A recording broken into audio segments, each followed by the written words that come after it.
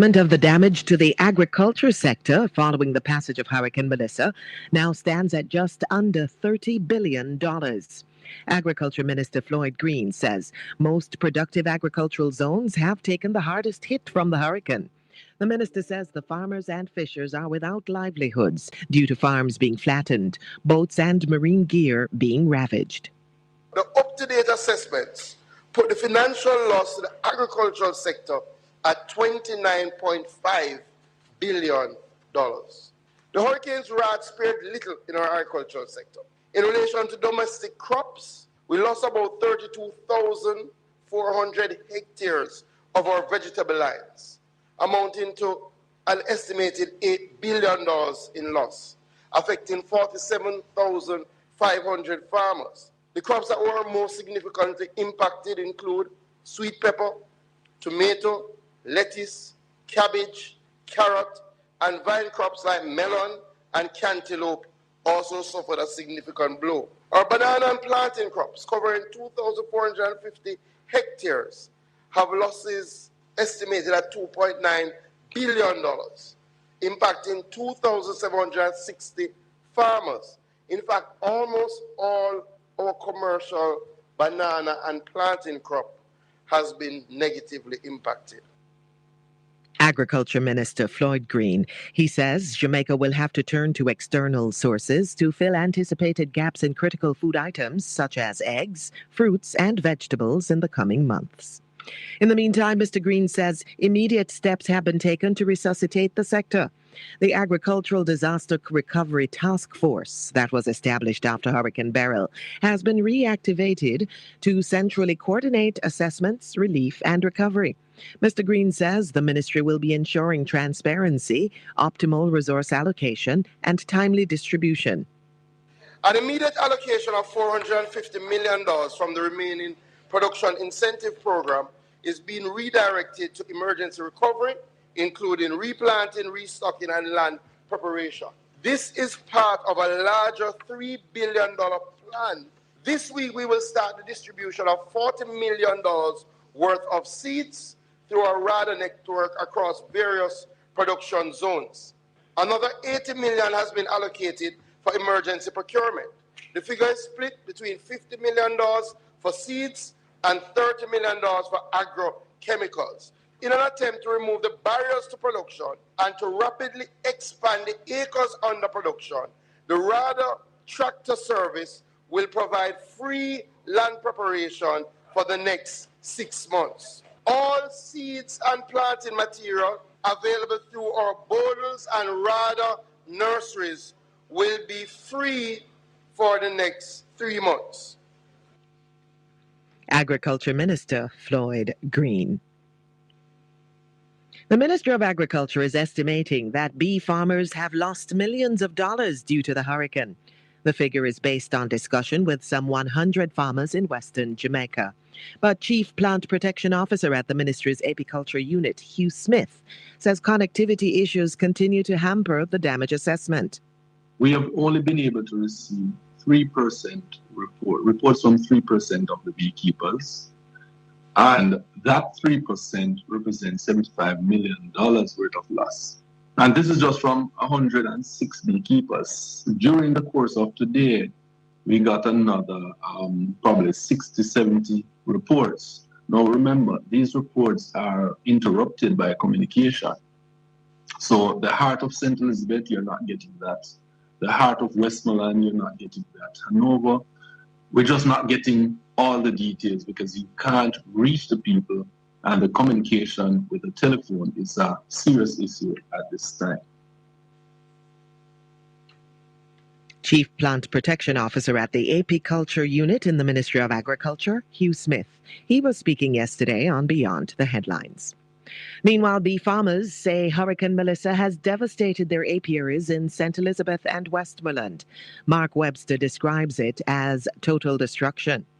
I lost probably over 80% on the counting of my bees. Reason why I'm counting that some of the bees were not able to do the proper assessment to see if they are queens, which will make them viable. And so that is still counting. So far, my losses are way over 100 boxes of bees.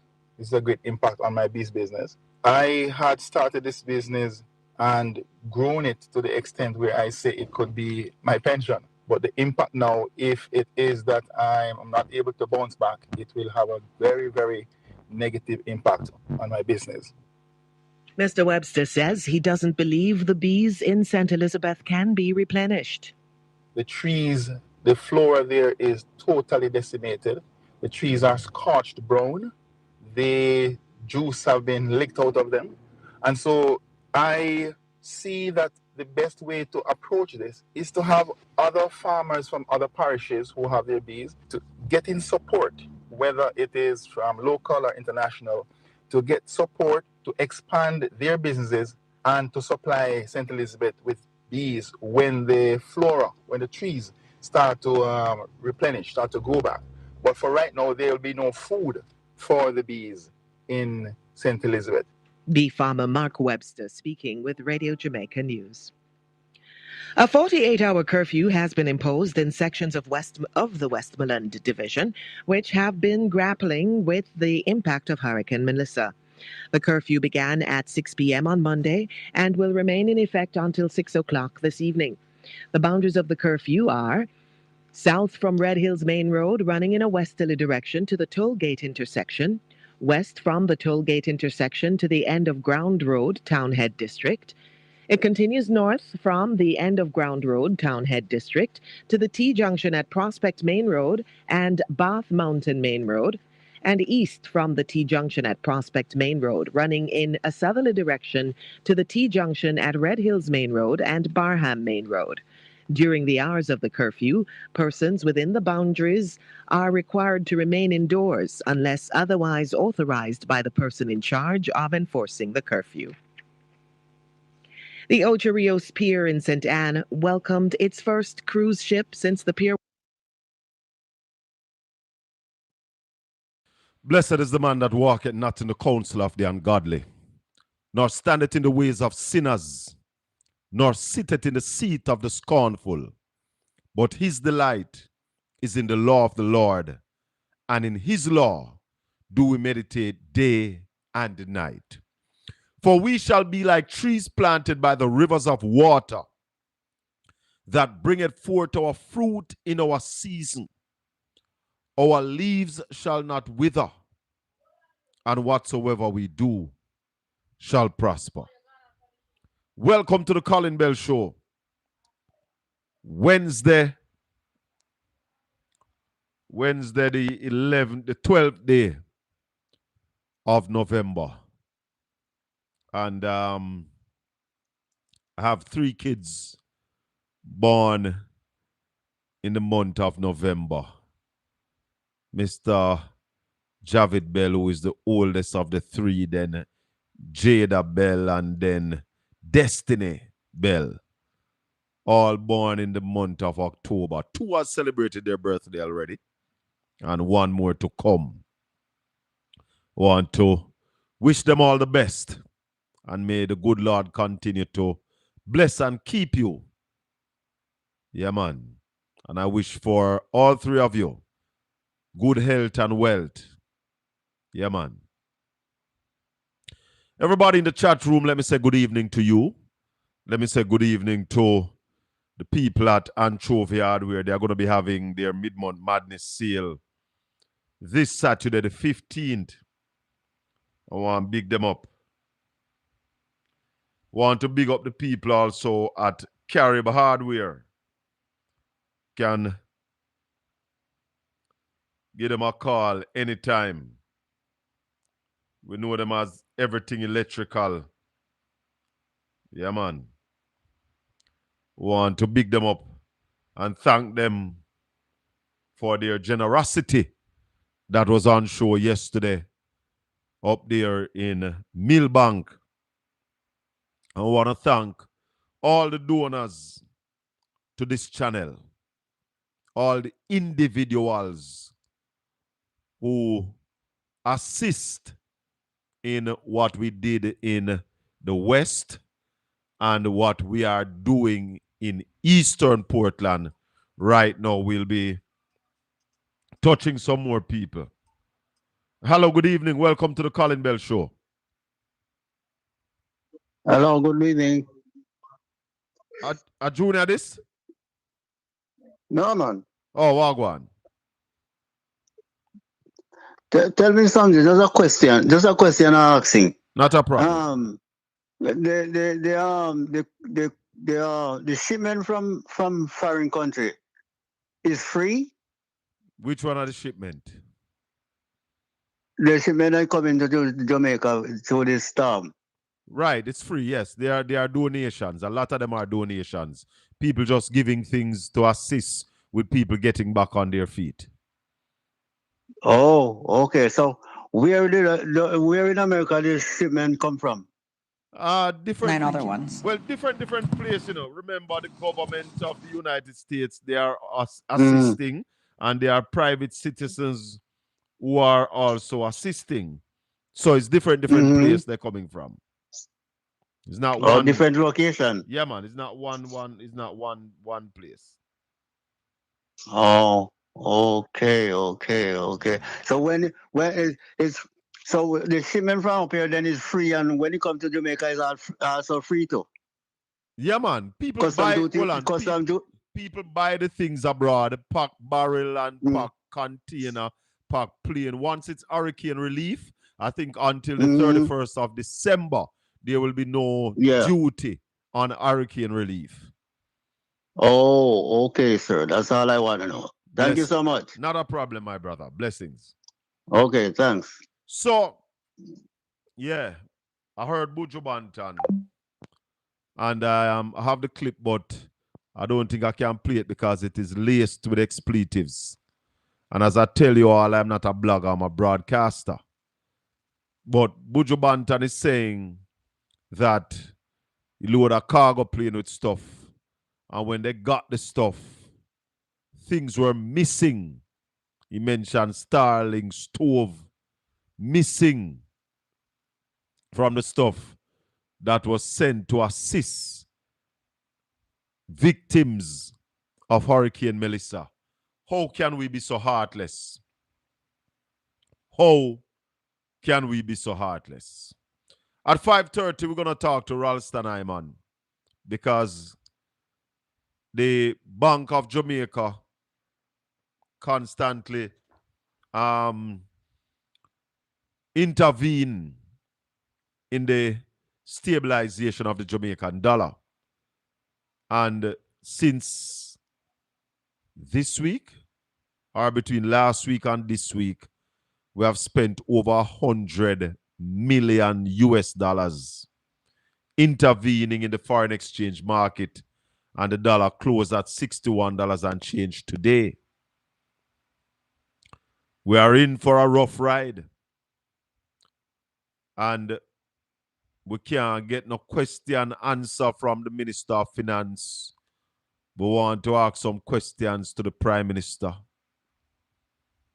Yeah.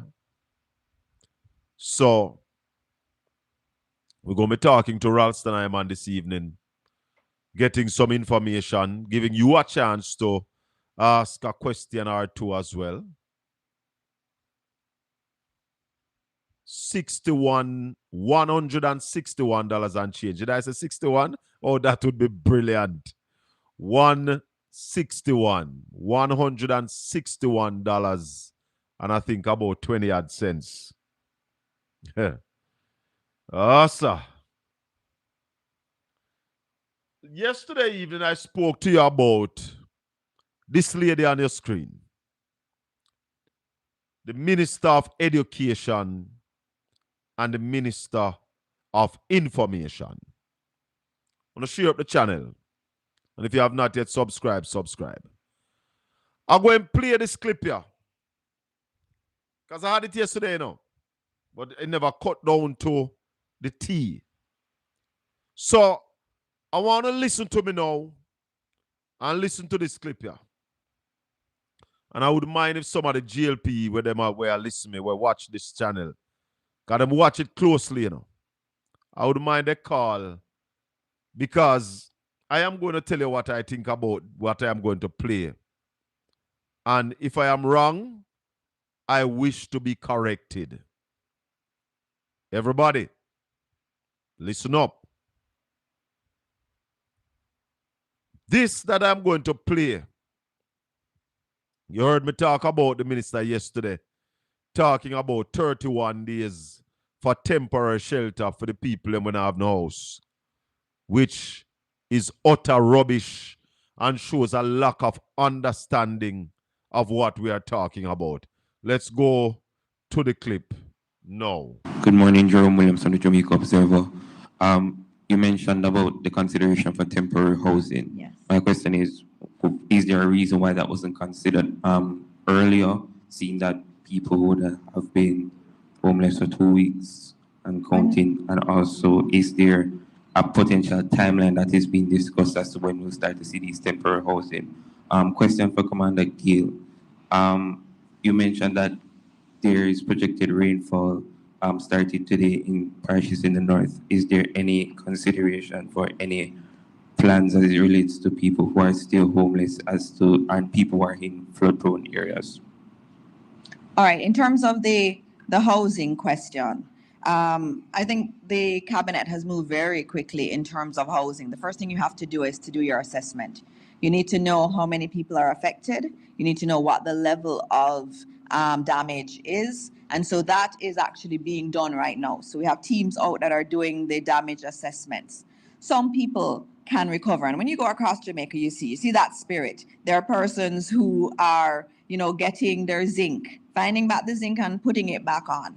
And you have others who are doing temporary structures. And if you look at the numbers in the shelters, the official numbers, you see that those have been coming down. And so for us as government, we understand that there is a problem. Some people are working really hard to help themselves and some can't. And you have to have that number of those who need the temporary facilities. You also need to know what size. Is it mainly single people? Is it big families? Some homes that have been destroyed may have had 3 or 4 families living on that one piece of property. So you have to do the assessments. And so what we've done now is to start to get quotations on a range of different kind of solutions for, maybe an elderly person who's living by herself versus a family that has several people in the home versus one that's more communal in living. And so we have those quotations, and we've been looking at what's the fastest way. And remember I spoke about dignity. You don't want, as we'd say in Jamaica, you don't want any kind of solution. You want something that people feel okay going into and that they feel good about themselves. You don't want to just have them feel like they're just a charity case. That's not what we're about. We're about giving people decent houses. And so we're trying to marry that with how quickly it can be manufactured. And so I think we have some solutions that can be delivered to Jamaica within 30 days.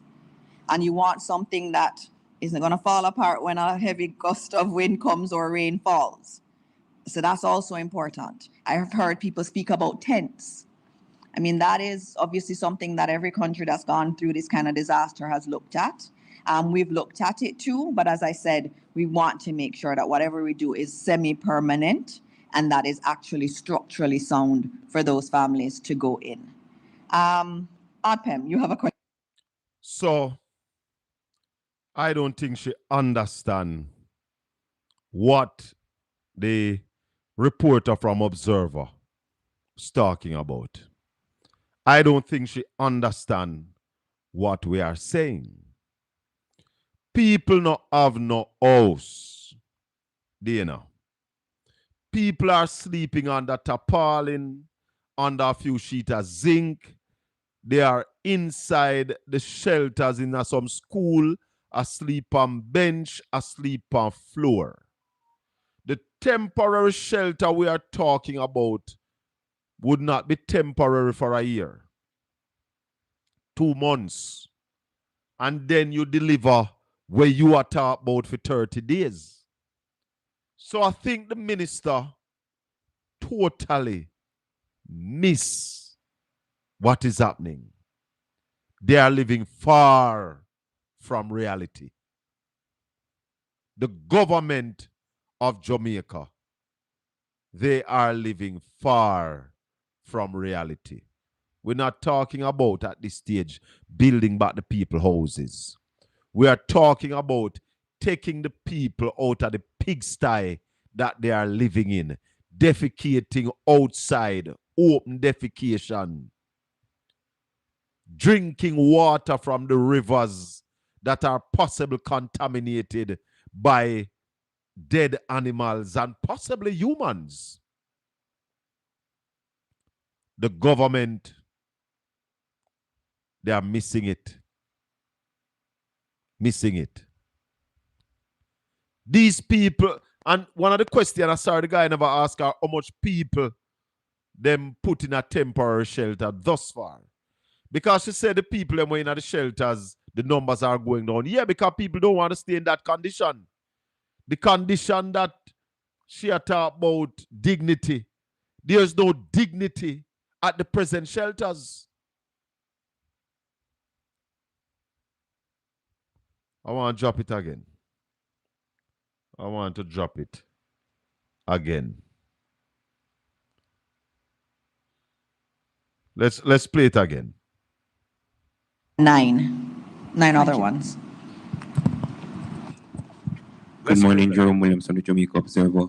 You mentioned about the consideration for temporary housing. Yes. My question is there a reason why that wasn't considered earlier, seeing that people would have been homeless for 2 weeks and counting, and also is there a potential timeline that is being discussed as to when we'll start to see these temporary housing?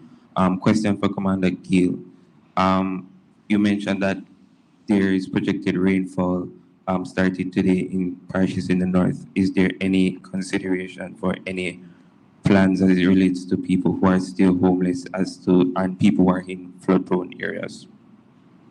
All right. In terms of the housing question, I think the cabinet has moved very quickly in terms of housing. The first thing you have to do is to do your assessment.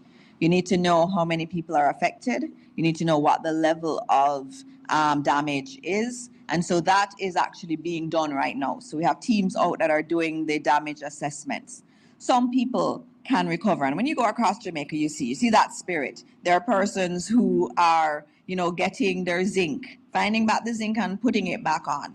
And you have others who are doing temporary structures. And if you look at the numbers in the shelters, the official numbers, you see that those have been coming down. And so for us as government, we understand that there is a problem. Some people are working really hard to help themselves and some can't. And you have to have that number of those who need the temporary facilities. You also need to know what size. Is it mainly single people? Is it big families? Some homes that have been destroyed may have had 3 or 4 families living on that one piece of property. So you have to do the assessments. And so what we've done now is to start to get quotations on a range of different kind of solutions for, maybe an elderly person who's living by herself versus a family that has several people in the home versus one that's more communal in living. And so we have those quotations, and we've been looking at what's the fastest way. And remember I spoke about dignity. You don't want it, as we would say in Jamaica, you don't want any kind of solution. You want something that people feel okay going into and that they feel good about themselves. You don't want to just have them feel like they're just a charity case. That's not what we're about. We're about giving people decent houses. And so we're trying to marry that with how quickly it can be manufactured. And so I think we have some solutions that can be delivered to Jamaica within 30 days. And you want something that isn't going to fall apart when a heavy gust of wind comes or rain falls. So that's also important. She sounds so insensitive to me. Very insensitive. Lack understanding.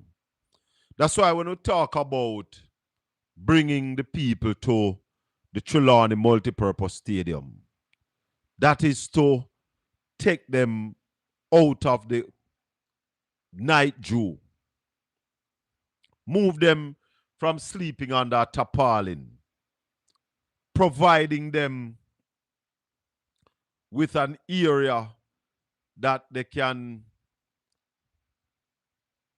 maintain their dignity. Minister, people don't have no house right now.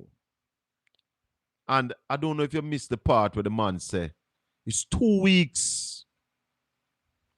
Yeah? Homeless for 2 weeks. And you want to keep them homeless for another 31 days? Minister, you miss it. I may I beg somebody to correct me if me get it wrong. Maybe me get it wrong.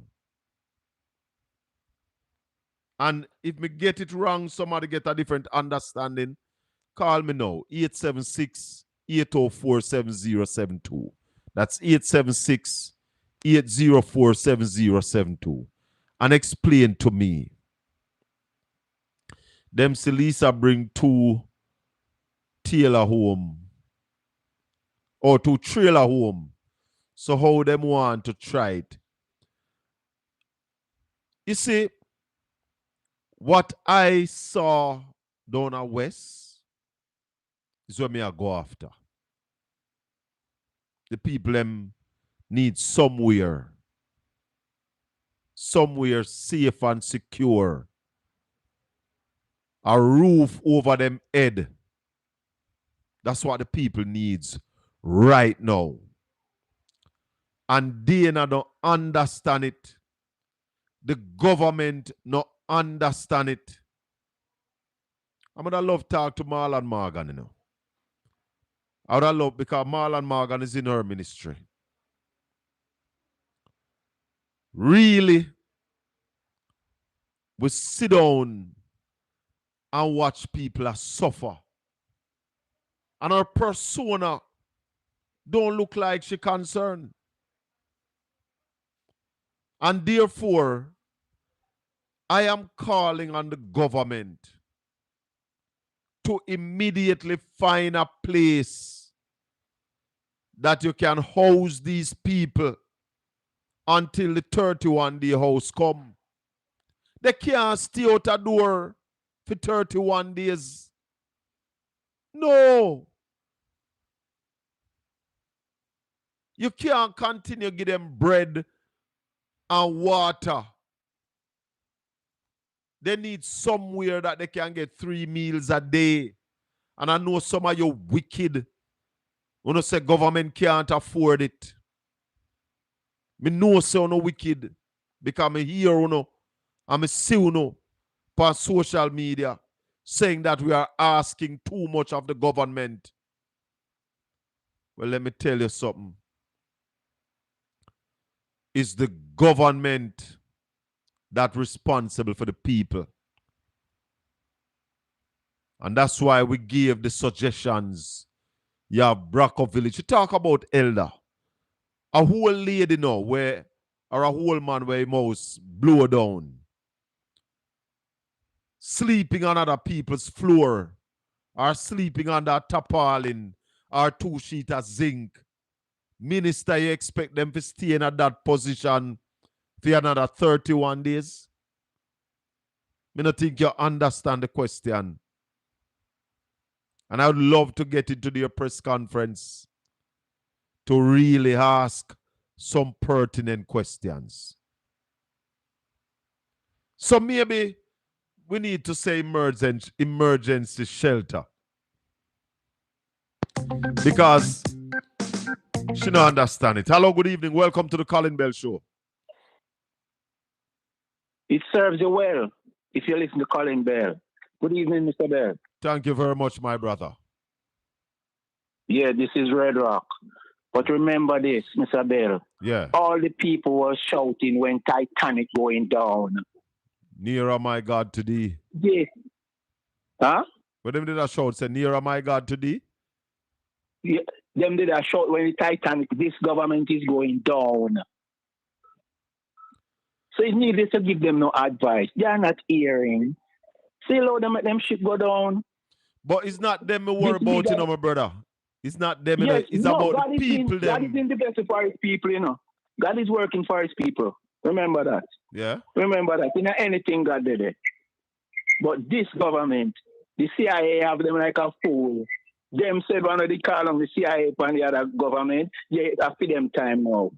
Thank you. All these people were singing when Titanic going down. Mr. Bell, thank you for stand up for the people and come here watch up on social media where you do down a country there. Yeah, man, Respect. we are seeing now. Respect. But more want the people them get some shelter. They need roof over them head right now. Of course. Of course. We all see.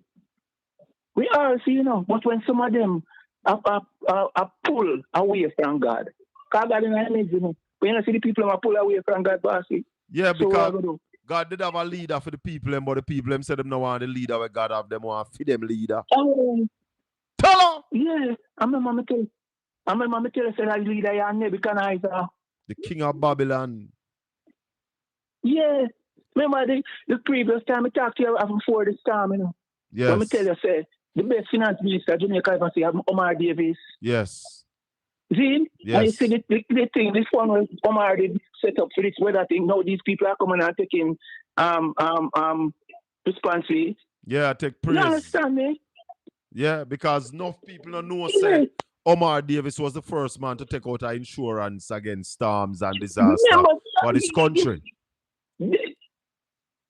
Remember, you know, remind you know, before the storm, you know, before this thing, you know. And you see, everything I come home to roost now.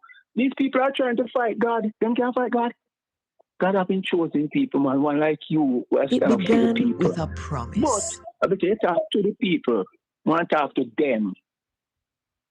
But you see, them have the anger right now they are not listening. to help the people. But me understand you that they are not listening. And them say, Michael Manley say free information is not valued. So the fact that we just tell them now listen to we. But all right. I want to remember you this one before I run. Yeah. Yes, it's St. Elizabeth. You know why them are going over St. Elizabeth? Talk to me. Eh? Talk to me. Tell me. It's because any party win St. Elizabeth win the election in Jamaica. Yeah. Those are the weather VNC they call them. You don't know that too? You don't know that too, man. Yes. So that's why, but their ship is going down. St. Elizabeth now go help them. St. Elizabeth will see them. All right, my brother. What's say that? Yes, no my respect. Peace I leave with you. Blessings. It serves you well to listen to Colin Bell. My peace I leave with you. One love, my brother. 876-804-7072. The PNP said that they're not putting anybody on the Joint Select Committee of the Parliament because no member of the opposition is on any of the committee that is set up to deal with the relief. The opposition is also saying that the PAAC or the PAC are two committees that could deal with the oversight of the spending on the hurricane relief. Listen to Philip Paulwell. Is a release from the People's National Party Media Unit. Good afternoon. I'm extremely disappointed with Minister Floyd Green for raising a matter in Parliament yesterday, knowing fully well I had stepped out of the chamber and could not respond. He was disingenuous because he failed to communicate to the Parliament the full extent of the correspondence that were shared. I wrote to him on the 7th of November expressing our view that it was unnecessary for there to be a joint select committee of the Parliament to provide oversight on the expenditures in relation to Hurricane Melissa. It's unnecessary because we already have the PAAC, which is chaired by the opposition, and we would do nothing to undermine that role.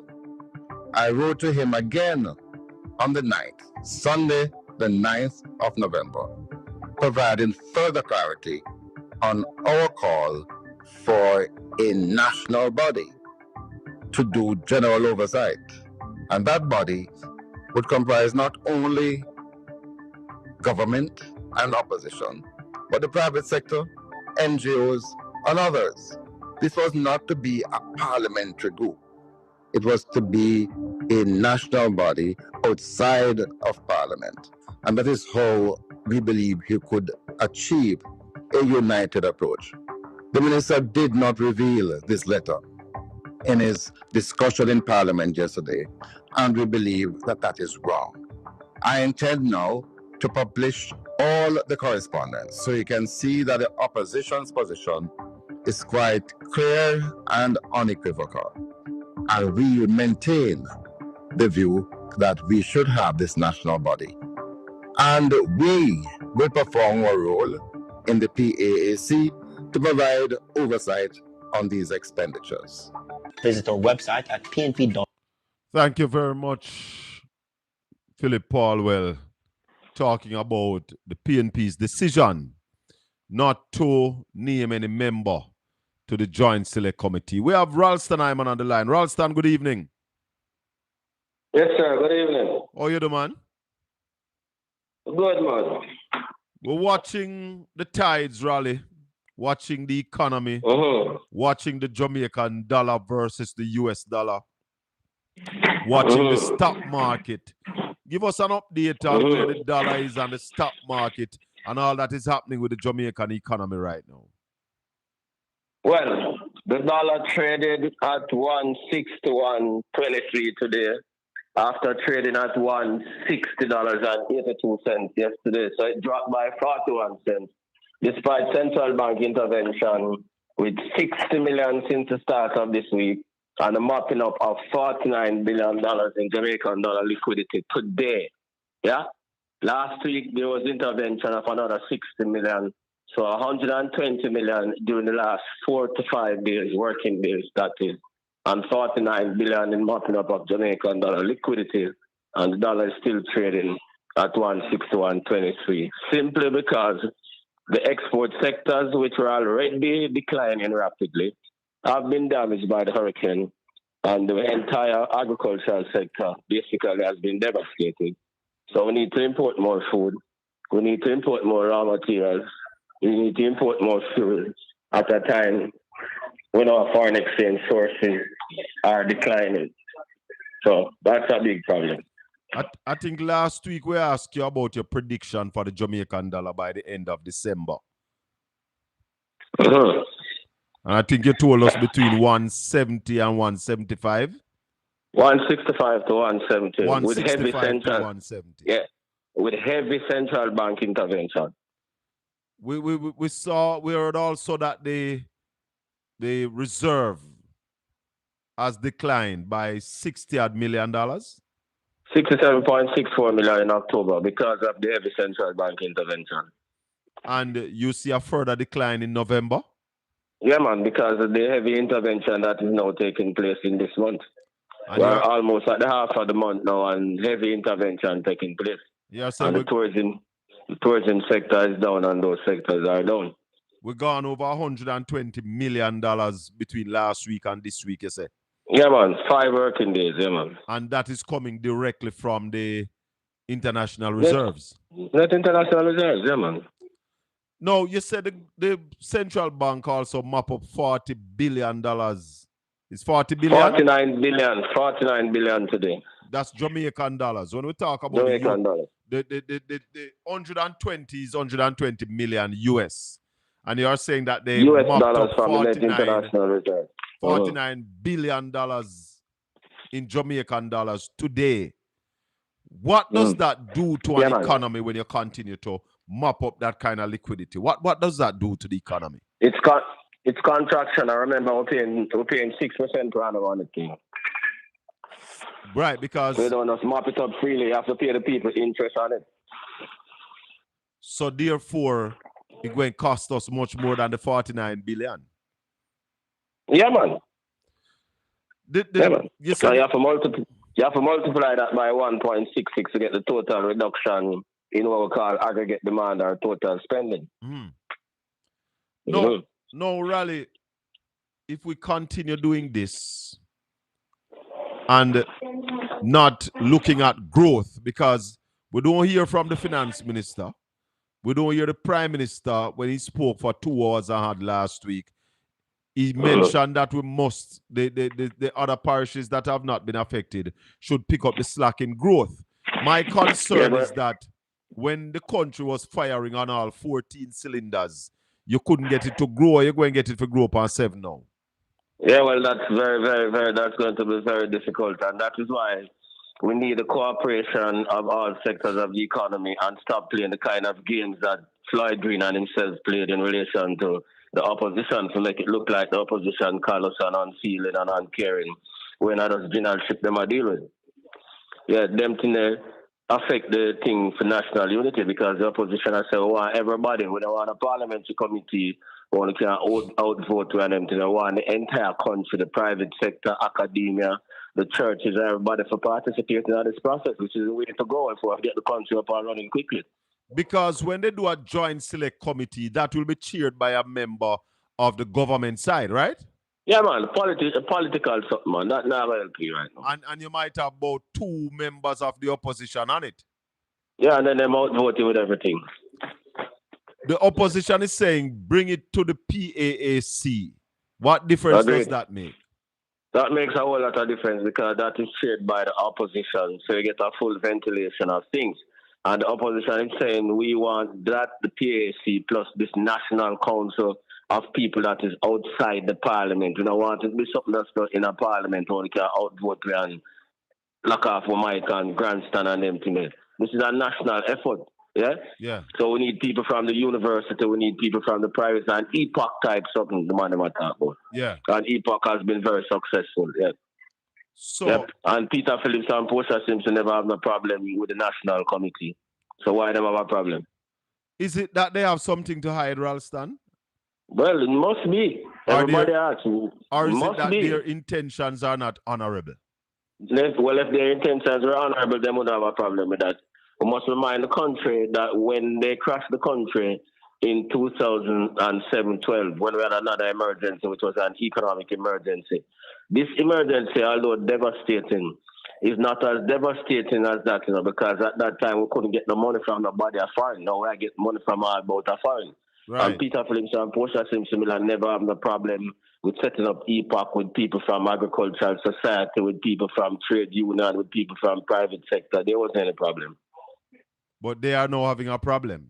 Yeah, so it tells you the difference. Yep. Ralston, we talk about the catastrophe bond. And you and I spoke about this already. But when you follow social media, a lot of people are praising Dr. Nigel Clark as if he was the first man to do this. Hello? Tell us about the beginning of this. Hello. Yeah, man. I'm hearing you, Ralston. You're not hearing me? Hello. Yeah, Raleigh, I'm hearing you. Raleigh? Yeah, man. Listen, we never hear what you say. Yeah, I hear you. Yeah, man. I'm saying that there are a lot of people on social media bigging up Dr. Nigel Clark for the catastrophe bond. It is something that you and I spoke about before. But for people who are just joining us and did not hear that conversation, tell them where this whole insurance against disaster started in Jamaica. All right. So in 2007, right, the fiscal deficit was 5% of GDP. Inflation was 5% of GDP. Poverty was 9% of GDP. Unemployment was 9% of GDP. That was the last time we grew by 3%. The net international reserves was 2.4 billion. After Hurricane Ivan in September of 2004, CARICOM leaders, because it devastated the CARICOM leaders said, well, we need to have some form of insurance against these natural catastrophes that affect the fiscal accounts, just like what it affects Jamaica right now. Yes. And at that time, Dr. Omar Davies was the finance minister, and they signed off on the Caribbean Catastrophe Risk Insurance Facility on June 1 of 2007. Yes. Nigel Clark built on that on the 2024, May 2024, and bought the cat bond to serve for 3 years, May 2024 to December 29 of 2027. So he built on what he saw Dr. Omar Davies left there. It wasn't his original idea. And that one that Dr. Omar Davies did is now paying us what, 90 million US? Yes, tomorrow we'll get another 62.8 million from it. We got 8 million on November 3rd. Tomorrow we'll get another 62.8 million.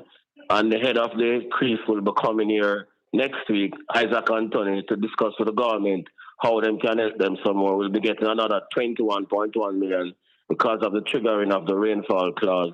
And he'll be in the island next week to discuss how they can provide more assistance. The World Bank has agreed to pay, but we haven't gotten any money from them yet. That's Nigel Clark's cat bond. Oh, so That's irrefutable history. Nobody can challenge that. I want you to explain That's something irrefutable. for me. I want you to explain something for me, because there is also a criticism of Nigel Clark. Jamaica debt lack vital pause clause. What is that? Well, people like Mia Motley, and that is why we always say Mia Motley is the leader of the Caribbean, because she convinced the IMF and the World Bank to put in a clause that says, yo, if we have these natural disasters, because we are prone to these natural disasters, there should be a freeze on payments until we get back on our feet. Jamaica never put that in. And that was done in 2023 at COP28. Yeah, man. So yeah, man. Why didn't Jamaica take up on that? Well, you know how them money move. Them money are kind of afraid of the international system, And like me and Motley and them people who take on the international system and challenge them money just do what the international system tell them to do. That is why when Peter Phillips that negotiate the primary surplus, them that tell them to just sign. Them are just yes man with us follow, and them follow even too faithfully. So for example, may I show you something? And we challenge any of the JLP trolls or anybody to check it. The week before the election, the hurricane, S&P, who represent the creditors, yeah? So one people know the rating agencies, them represent the creditors. When Standard and Poor's. Them tell the credit, yeah, and Fitch and Moody's. When them issue a report to them clients to tell them about Jamaica's status. The week before the hurricane, the man them must say, yo, the way we not pay down the debt fast, even the banking sector get vulnerable because the economy grow too slow and we have the lowest per capita GDP in the Caribbean apart from Haiti. You follow me? So the same man them who them there try to impress. I say, yo, we not do this thing too faithfully at the expense of the economy and the living standard of the people. And we don't have more time to pay the debt down to 60%. Why not doing this? Somebody's asking, Colin, is there a deductible associated with a cat bond? No. So the rate of interest is 7.19%. That's a premium. So that's about 10.7 million US dollars per annum. So the net amount that they will get is somewhere in the region of 119, 120 million. Oh, so we're not going to get 150 million? No, because remember you pay those premiums, so you have to subtract that to get the net amount that you're getting. And we used to pay what, $10.7 million a year? Yeah, man. No, Raleigh, I hear Dana Dixon spoke about it not going to take, we can't take years to rebuild. Can we rebuild in a year? I'm mad me shut that, man. Rubbish that, man. Well, not way out of fair league, man. Rubbish shut that. This is a multi-year project. Ask anybody. Ask the Moody's, man. Them ask the S&P, man. Them ask me. It's a multi-year project, this. Not going to take 1 or 2 years to rebuild. Nah, man. 5 to 10 years at least. To get back. And it depends on how they spin it. Because if them continue with the divisive nonsense, it'll take 15 to 20 years if them not bring everybody, because them alone can't manage it. I know we don't hear a word from the finance minister. The finance minister missing in action for the whole 15 days since the hurricane, despite all of the press conferences where them have with the various ministers. The finance minister, the key minister, I know we don't hear a word from the finance minister. What is it that she's discussing with the IMF? What is it that she's discussing with the World Bank? What is it that she's discussing with the local banking sector? Because all of the business them need affordable credit right now. We don't get them from the finance minister. We don't get them from the finance minister in terms of how the dollar slide, what's the plans to do about it and all of them something. What kind of discussions you're having with the central bank and all of them things. So all those things create greater uncertainty and make people uncertain as to the way forward. The government starts spending the money yet from the hurricane rally on the recovery? Not that I know of. That message and the finance minister would give us all of those details, and in absence of hearing from her, we don't know what is happening. So everybody in limbo. So although we know that we need to move everybody in limbo because they're not hear from the minister in charge of the economy. So we know that money is coming in. In fact, ODPM yesterday said that they have raised over $400 million. And we know the other little money that the government have, what they had in the budget for these kind of eventuality. But we don't know if they spend $1 thus far. No, and the finance minister would give us that detail. So they will come and do some preliminary thing and say, well, you know, I've had a discussion with the Jamaica Bankers Association. This is what we're discussing with the IMF. This is what we're discussing with the IDB. This is what we're discussing with the World Bank. Nothing. No, Raleigh, the banks. Let's look at the banks. People are struggling to get cash from the ATMs. There were some standards that was to be put in place. I don't remember the date and the deadline for some of those standards that the ATM should be up. All that passed already. All of that passed already. Yeah, man. Are the banks living up to those expectations? No. I haven't heard anything from the finance minister. Those are the things that we're talking about. And nobody no call them to books yet. Those are things that we're talking about. How can we have a national crisis of such proportions and we don't hear anything from the finance minister? That's not good government. That's not good governance. I want to ask the Prime Minister, why is he hiding the finance minister? We see every other minister come on press conference and tell you what I'm going. Yet the key minister, the finance minister, we can't hear nothing from her. Raleigh. Why is he hiding her? And that's not good policy, yeah? But him not really come. That's not good policy. Well, he has come to a couple of the press conferences. But the people at the press conferences, Raleigh, are they asking the pertinent question? We saw Dean Jackson Miller there ask a few tough questions. I think was last week. But we don't hear the questions. Well, she and Zara Burton asked a couple of tough questions. The other people are just reporters. They just come and report to the man themselves. Raleigh, we are in the final quarter of the year. Last quarter, you said that we collect more than we had budgeted to collect in taxes, right? How much did we expect to collect for this last quarter in revenues? Well, I don't have that number, but I can tell you that based on what happened with the hurricane, there will be a decline in revenue collection. Even the tax office will be shut down. You know. Some of them still don't work yet. Right. So apart from the people that don't have money, the tax office itself were affected. Many of the tax offices were affected. Some of them still don't work yet. So we are expecting a massive decline in revenue for this fourth quarter. So we're going to spend more and we're going to collect less, so the deficit have a widen. That is why they have to borrow more money, and those are things that we want the minister come explain to the country. Will this hurricane bring us into another recession? Most certainly. You said most certainly? Yeah, man. Then the 40% of the economy gone, but the most violent recession, man. And it could be a depression. The way it depends on how them deal with it. It could be a depression. If them not find an arrangement to get the banks to get back the business them up and running as quickly as possible. If them continue to spin around and clean up the place and get agriculture going as quickly as possible, and we'll continue to import and the trade deficit continues to widen and the Bank of Jamaica continue to mop up liquidity, then we have a big problem. This is not a joke thing. So I make a fool liquor boy business where we wait till man gone out of parliament and turn them back there, read some liquor fool shit. We don't have time for them little games there right now. Yep. But Raleigh, them little games there. We don't have time for that. We expect now that St. Elizabeth is out. We expect to see a lot more food importation.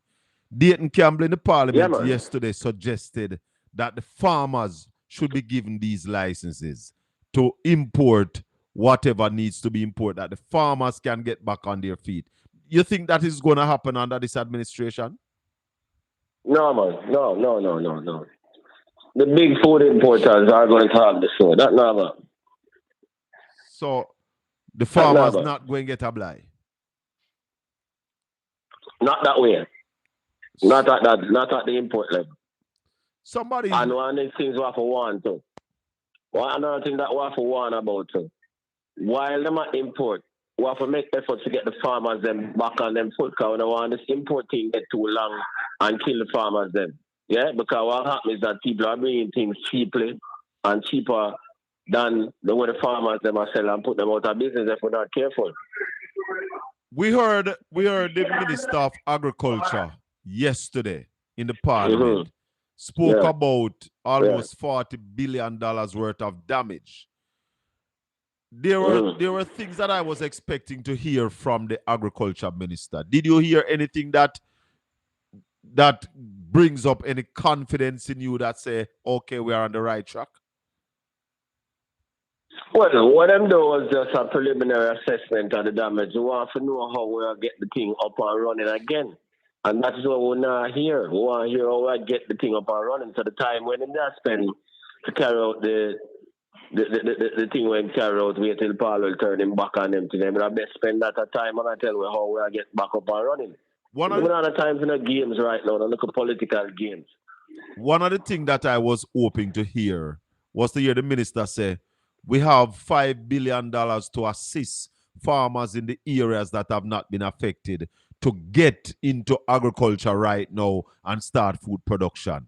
Was I thinking too big? Precisely, because we just hear a private entrepreneur, Graham Dunkley from Caribbean Chemicals Limited, said they might help the man them in the east to get up and running in order to try and compensate for some of the damage that take place in our western and central Jamaica. Right. What so are they going to help with? Private company talk about that, the provision of seeds, the provision of agronomists and technical support to the farmers them in the eastern island, same part of the island. And that's what I'm saying. I was expecting to hear the minister say, we have a piece of money to assist farmers in the east to get moving, but I didn't hear that yesterday. Right, so see, there's some private sector man I think ahead because them man they think about Jamaica, them I think about politics. I mean, the game with Paul will same play yesterday. I mean, if they think about them till them, we don't have time for waste for that. Somebody saying, Mr. Bell, ask we don't have Raleigh. time for waste for them till then. A question from the chat room. Ask Raleigh, will the government needs to get loan to help repair the country? Yeah, man, that's why we need to hear from the finance minister. We share hear from the IMF and the World Bank. Of course, I'm going to borrow more money. So then we have to borrow some money. Borrow money. Borrow more. Raleigh. Remember the borrowing requirement for this year. Hold on. Remember the borrowing requirement for this year was already 158.4 billion. They must go borrow more. About how much more you expect them to borrow? Well, remember the damage at 1.1 trillion, so they need some big money. Big money. Big money. So we need the minister to come tell me how. Yeah, man. We have to get concessionary loans from IMF and them place. So maybe they might look for $1.72 billion, them kind of large sum of money there. Jesus. Then what is that going to do to the debt to GDP? Debt to GDP, I go the other way, man. South, and that is why we were telling them all the while. Stop the stupidity of paying the debt too fast, because when you wreck the place, you have to go borrow again to fix it back. See that? Yep. So when them say CAD 5, yeah? If you have a situation where you run down the country's infrastructure that the team can't take a normal rainfall, the outer take a CAD 5. Because even normal rainfall, everything flood out in Jamaica. Because you're not spending on nothing, you're not investing on nothing. Are you blaming the government for the level of devastation, Raleigh? Yes. Why so? Why so? Because we have been consistent over the last 10 years. When Audley was there, Nigel Clark in 5-6 years saying, if you continue not to spend the country's capital budget using procurement as the excuse, and then paying the debt faster than programmed for, then you'll increase your infrastructural vulnerability, and then anything can happen. Because as we said before, even when little rainfall, the place flood out. So just imagine a Category 5 hurricane with all of this rain. The whole of the place must flood out. You're not train the river. You're not clean the drain. You're not build no drain. You're not investing in the school plant them. That's why some of the school plant them use a shelter that's blow down because you're not spending money on them things to improve the resilience of them things. Yeah. So you are saying that the government of Jamaica is at fault for the level of destruction that we face in the hurricane? Yes, without apology. And then me go, as me I say, S&P tell them, say, you are at fault for the slow pace of economic growth.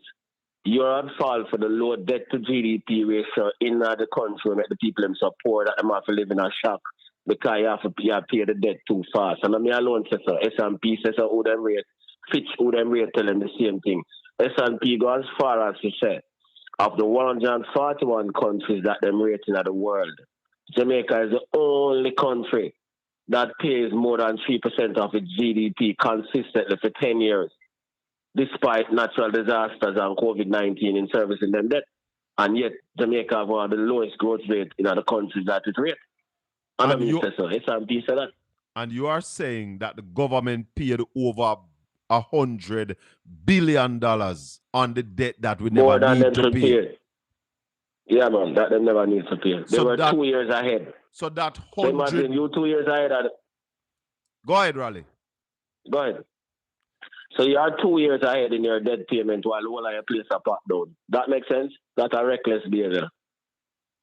No, Raleigh, what is that? What is this hurricane gonna do to our debt to GDP or GDP per capita?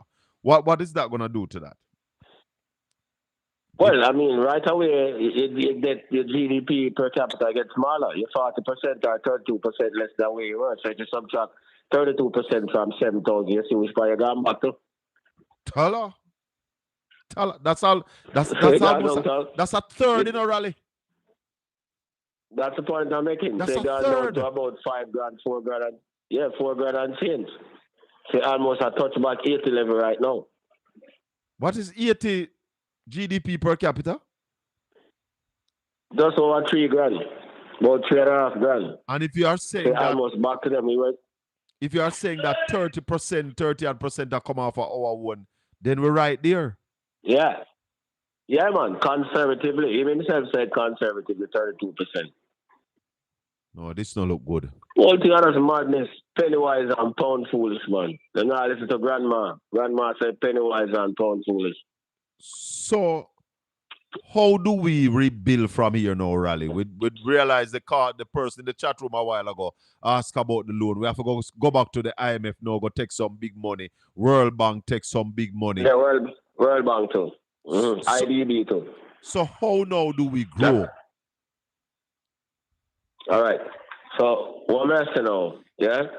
You asked about the stock market. The stock market dropped by about 10,000 points since last week and today. Yes, so the stock market. A lot of the stock market are react to the devastation of the economy. The stock market are part of the economy. A lot of the companies that get leaked out are companies that are listed on the stock exchange. So the stock market are plummet. The Minister of Finance. Yeah. And it was already down because of the high interest rate regime, and it gets worse now. So we need the Minister to come tell us now. So yeah, she have an arrangement with the Jamaica Bankers Association to lower the interest rates to clients. DBJ will be providing some low-cost loans to clients. The Exim Bank will be providing some low-cost loans to clients. We need them to clean up the place now and start clean up back the land and them thing and pump some money in our agriculture and all of them something there. Those are some of the things that we need to do at this particular point in time. We need them to engage the people in the creative industries and say, yo, we know some have the capacity to foreign exchange are the problem right now. Only can reduce the amount of money we need for borrow if we build out the creative industries and them things. Only can bring in foreign exchange and foreign exchange we need at this particular point in time. Yeah, but you have to have a humbling approach and bring in everybody and stop going with the arrogance and the one-man show. Because we know you are incompetent. You prove it over the last 10 years. What about the space that we have gotten based on the fact that our GDP is now at about, 60%? What about the space that gives us? But I'm saying to you, you not have no space now because everything crashed. Oh. Remember, say, your revenues are going down now, you have to spend more money now. So you're going back to almost where you were before. You're not in space again.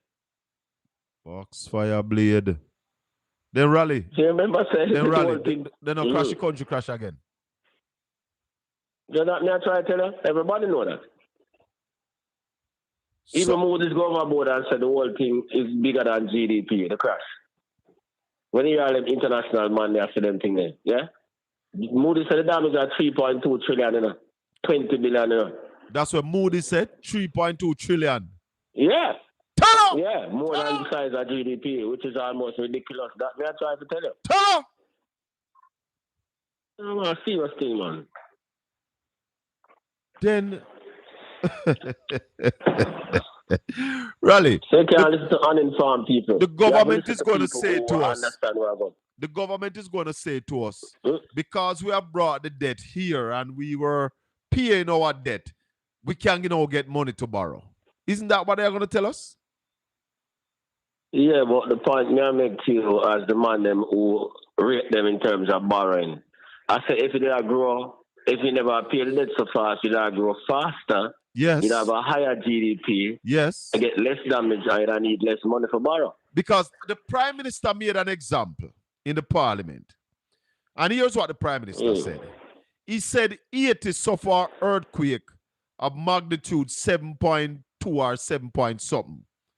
And Chile had an earthquake 8 point something on the Richter scale. In Haiti, over 300,000 people died. In Chile, about 300 people died. What the Prime Minister was saying exactly that the infrastructure in Chile could withstand the 8 point magnitude earthquake, but the infrastructure in Haiti couldn't withstand the 7 point odd. So a heavier earthquake shake in Chile, and less people died, and a lesser earthquake shake in Haiti, and more people died. I say that to say to your listener, this is what Ralston is saying. When the government was overpaying on the debt, we could have been building out our infrastructure. We could have been building better houses for the people of Jamaica. Simple. Talk to us about that. So he might contradict himself. It's simple as that. He might kill himself. He might kill himself. I show him we say see it because we infrastructure weak. Our cost is not going to be $3 trillion. Well, him say $1 trillion. Yeah, man. Yeah. Because people never live in a proper houses. Simple. No proper drains. The school plant them weak. Everything weak. Everything run down. Yep. Simple. Talk to us about that $11 billion that they continue to take from the NHT. Is it possible that they can say next year we're not going to take it and put that to help the housing stock come back? Watch it now. That's the point I'm making. So here's the problem with them create now. When the place crash and whenever I get the money for borrow from the rest of the world, and the IMF I say when I have to pay down the debt, the man them create a special dispensation and say take 11.4 billion from the NHT for 4 years, from 2013 to 2017 after the arrangement to the IMF done, the extended funds facility. When that came up, not just the JLP, the Prime Minister himself was the leader of the opposition, carried Portia Simpson and Peter Phillips to court, you know. Yes. Yeah? Yes. Yes. And even though after the IMF agreement, they were supposed to stop taking the money, them still kept the money up until now. That's almost 115 billion. And I pay the debt faster and program for and now invest in the country's housing stock. I wonder if you remember the interview. Hold on. I wonder if you remember the interview with Dean Jackson Miller, where the Prime Minister said that he would ring fence the NHT, that nobody not take no more money out of it like that. And them still continue to take the money, although past the emergency in relation to the debt from 147%. And as a result of that, the money that could have been invested in the country's housing stock, because that's almost equivalent to the extra amount when them pay on the debt when them shouldn't pay. So they could have used that. They could have used the money that they've been overpaying on the debt to do what they did with the NHT money. So, of course. So Raleigh, be honest with us now and try your best. Tell me how this overpaying on the debt now in this crisis here caused by Melissa, how it will benefit the people of Jamaica? There are no benefits. Or if you have benefits when the place comes. So you are saying that this $100 billion that we overpay upon the debt have no benefit to the people of Jamaica? Never get so much damage. So much people never lose their lives. So much people. Raleigh?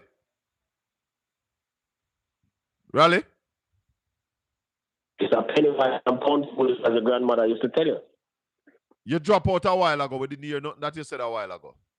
All right, I'm saying there are no benefits because you have to go, the debt to GDP would wipe out 30% of GDP. So it means that the debt gone up immediately with that wipe out. It gone up back to 70%. And you start borrow the first dollar. You have to go back and borrow now, which will give you more debt on a smaller GDP. And then you have the dislocation where so many people get dislocated out of job, the psychological impact on the people, the probable disease breakout, the trauma upon everybody. There are no benefits. No benefits. Why? No benefits. It is a frightening situation. Can you find any In fact, work? some of the money will contribute to that. In fact, some of the money will contribute to that so I get sanctioned, you know. What kind of sanction? Some of them shall get arrested. Is there any comforting words, Raleigh, you can say to the people of Jamaica? Because everything we talk from evening make me quench. And people who understand the economy. Army can say to the people of Jamaica is to be vigilant, insist on accountability, don't be blinded by no politics and make the man come blindsided with no foolishness. Open eyes and see what happened to the people down the country. Open eyes and see what will happen to the country going forward because you have to import more because you don't have nothing. Yeah? So the firms then start up again, they have to import raw material. They have to import capital goods, tractor mash up, this mash up, all them things I think you have to import. So the dollar will come under pressure. So when me have to say, boy, you have to be vigilant, you have to pray, be vigilant for what the government do. Insist that the government include the wider society and everybody and not them not in charge of everything. Because them were in charge of everything why we end up in this calamity. Yeah? So the best thing we can tell the people themselves is watch and pray and check for your brother and your sister and stop the folly, the robbery and the this and the that and all of them things there. And be objective about everything. I make no one blind and with no politics, a green shirt and an orange shirt. You know want the numbers then, all I want to have a smartphone, go up on Bank of Jamaica website, go up on Ministry of Finance website, go up on Starting website, and you can see everything for yourself. Don't make no man come blindside with no propaganda and a lie. Because this is a real problem. Yep. And that is why the entire world are responding to Jamaica because all the money who have sense in the world know that this is a hell of a problem. Massive. Yep. Massive problem. Yep. Ralston, before I let you go, I don't know if you see the clip with Buju Banton saying that the people them steal out so this is why you need a central command, a central council. That is why you need a central command, a central council to monitor the thing then because precisely that people that say come down the road while people are insistent. You need a broad-based national committee to deal with this thing. Remember the last time we had a crisis, you have the EPOC-based committee. You follow me, I said to you? Yes. If you never have the broad-based EPOC-based committee and the government never agreed it, you wouldn't have people like me, Donovan Wignall, Norman Grant, if it was just politics, the man they deal with.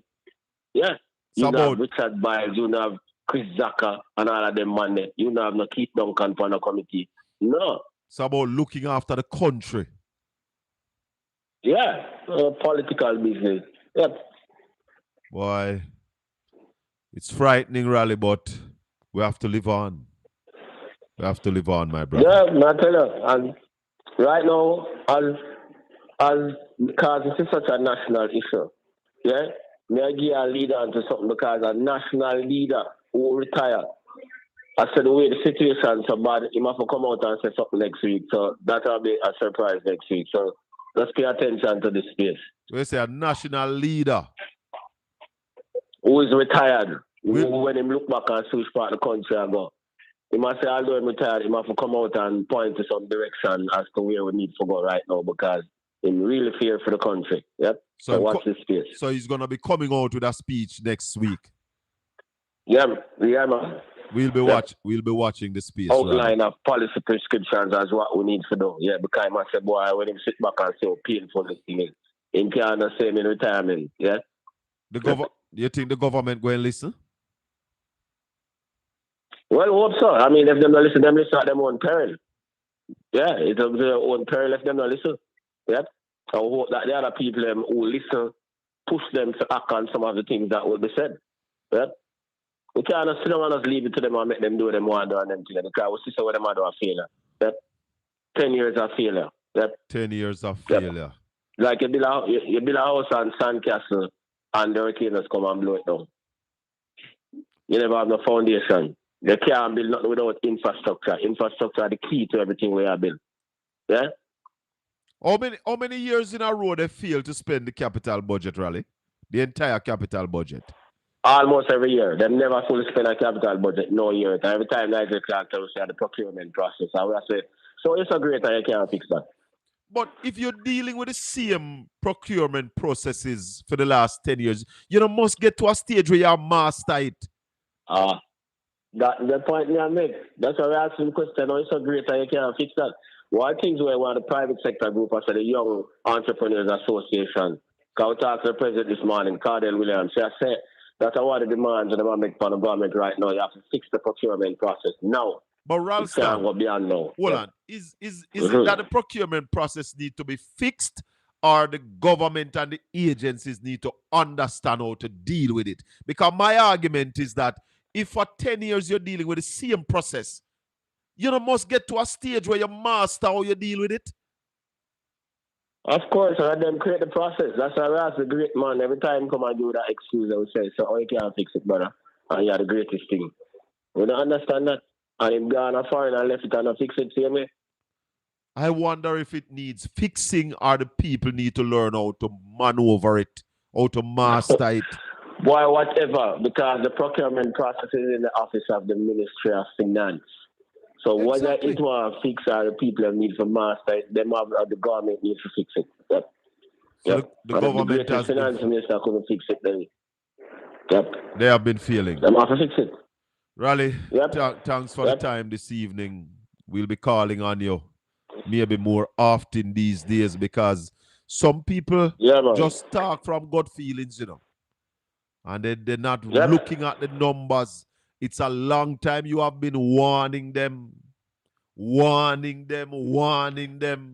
Yep. Deal with the infrastructures of the country. They never listen. And we're not going to be selfish. We're not going to be selfish like the government. We're going to be transparent. I will tell them where they can find it themselves. So even the JLP trolls them will believe me. Go up on the Bank of Jamaica website and you see all of the activities of the Bank of Jamaica. Go up on starting website and you see everything about the economy, trade deficit, inflation, whatever. Go up on the PIOJ website, you see the same thing. Go up on the IMF website, you see the same thing for yourself. Right? So we are telling them all they can find the information for themselves. All I need to analyze it properly. Simple. Raleigh, before you go, I was watching a video just before I come on from Tullow Oil talking about the possibilities of this oil find in Jamaican waters. Do you know anything about it, Raleigh, if this is real? Because I remember Darrell Vaz tell us, say, no, I'll not find. If I'll find him at the first man, I go tell you. Yeah, well, the truth is that them not really find in commercial quantities yet. Because I remember to invest in a highland into a heavy capital intensive business, you have to spend enough money. Yes. So if a man not find enough for commercial quantities, them not gonna deal with it. Right. Them things are expensive, You have to have enough money. So if the amount where they there can't justify the investment, them not gonna move for it. And up to now, them say them not find enough at commercial quantities. Okay. All right, we'll leave it right there, Raleigh. That is why the big ship like the Gerald Ford in the Caribbean, because they know that Venezuela have one of the largest reserves in commercial quantities. Venezuela have the oil. That is where the oil is. So it's not the jugs. That's why the big Gerald Ford. It's not the jugs, it's the oil. Yeah. Yeah, that's why the big Gerald Ford carried out of the Caribbean. Going for Venezuela. We hope there will be no war, but it looks inevitable. Precisely. Yeah, man. Blessings, my brother. Yeah. People, All right, listen. Yeah, Ralston Iman, check him out. Weekdays, real business on Power 106 from 9 a.m. to 11 a.m. every morning, Monday to Friday. Real business on Power 106 with Ralston Iman. Sita, the country needs help. Where are the GLP trolls to be giving advice and vision to the government? Them crash the economy again. Every time GLP is in power, they crash Jamaica's economy. Either by their own doing, or natural disaster, or financial disaster. Yeah. Make them screen record and post. Because what they need to tell us now is how we're going to come out of this pickle. Because this is pickle. You really say? S&P has $3 trillion worth of damage we under. The Prime Minister said conservatively 1.2 trillion Jamaican, 6 to 8 billion US dollars. They don't want us to talk. But we're going to talk. Because the people have to know. People have to know what is happening. From I've been going to primary school or to all-age school, they said that our people are our greatest asset. And we have not really invested in our people.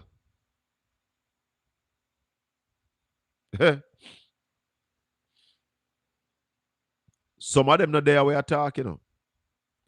Some of the GLP trolls that you see out there talk, them not there. They are a wicked set of people. They support an incompetent government while want to see us suffer. Let's go back to our phone line. 876-804-7072. Good night. One of your listener here. Listen and play. No, I'm not hear from Uncle Junior yet. Don't hear from Uncle Junior yet.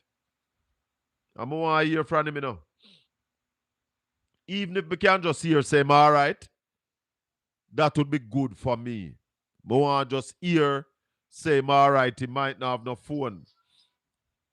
Yeah, Raleigh.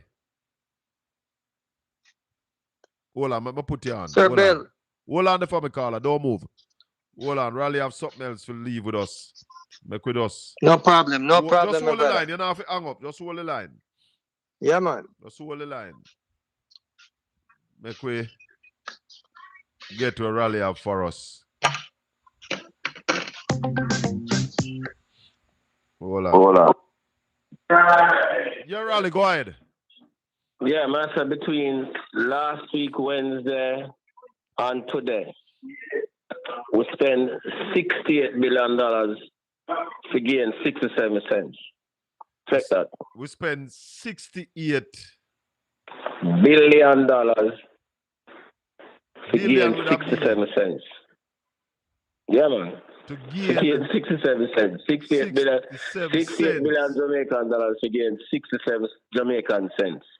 Tell me how that can make sense. $68 billion to gain 67 cents. And that 68 billion from once. That come from the net reserve. A portion from the net reserves, 19.6 billion from the net reserves, 19.2 from the net reserves, and 49 billion in mopping up. And all we gain with that is 67 cents. 67 Jamaican cents. So move the dollar from J161.9 to J161.23. Tell me how that all makes sense, bro. Almighty God. Somebody says That's the one. Einsteinian Somebody says definition of 1 cent. madness. 1 cent per billion, not million. Is 1 cent per billion. Yep. For every madness, billion we spend, we get a 1 cent. Almighty God. No. We Rally. can't continue like that. Rally. Man. Hold on. Yep. Repeat. Hold on, the Rally. No, hold on.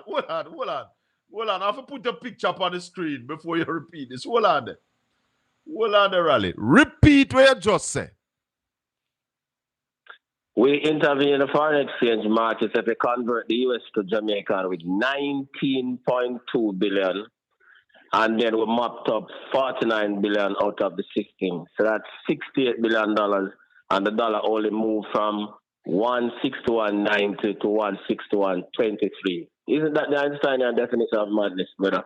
So we spend 68 billion Jamaican dollars to earn, to gain 67 cents. It's $1 billion per cent. For every 1 cent we gain, we have to spend $1 billion. Gosh! Yep. No make no sense. I remember another thing, the opportunity cost. Enough people don't know.